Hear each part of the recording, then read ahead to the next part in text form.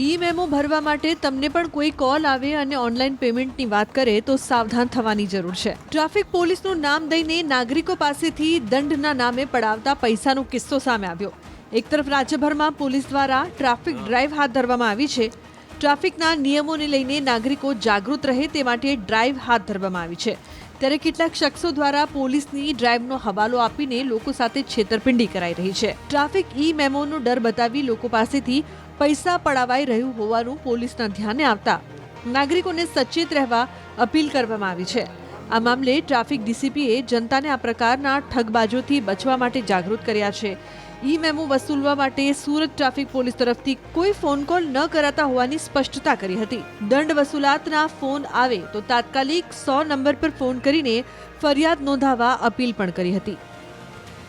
આ જે audio viral થયો છે તદ્દન ફેક છે, એટલે કે ખોટો ઓડિયો છે. સુરત શહેર ટ્રાફિક શાખા દ્વારા ક્યારેય પણ કોઈ પણ વાહન ચાલકને પોતાનું ઈ ચલણના દંડની રકમ ભરપાઈ કરવા માટે ક્યારેય પણ ફોન કરવામાં આવતો નથી. જ્યારે પણ કોઈ પણ વાહન ચાલકનું ઈ ચલણ જનરેટ થાય છે તો એમને વન નેશન વન ચલણ અંતર્ગત વાહન નામની વેબસાઇટ ઉપરથી એક ટેક્સ્ટ મેસેજ આવે છે.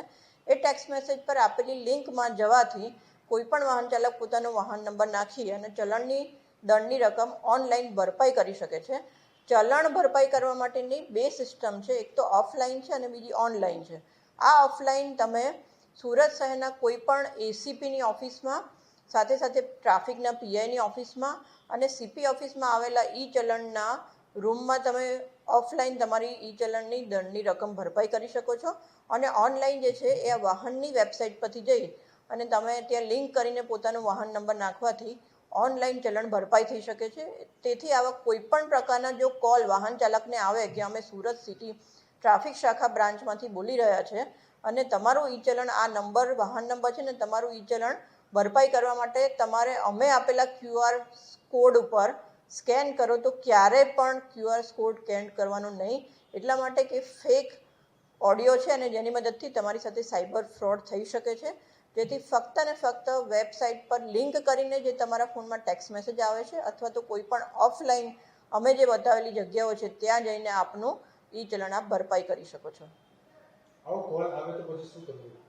આવો કોલ આવે તો ચોક્કસપણે જે નંબર પરથી કોલ આવ્યો છે તાત્કાલિક અમારી ત્રણેય સોશિયલ મીડિયા જે છે સુરત સિટી પોલીસનું ફેસબુક, ઇન્સ્ટાગ્રામ, ટ્વિટર અથવા તો અમારો સુરત કંટ્રોલ રૂમ 100 નંબર છે એના પર અમને જાણ કરી શકે છે. અથવા તો અમારો Surat traffic police helpline number છે 7434095555.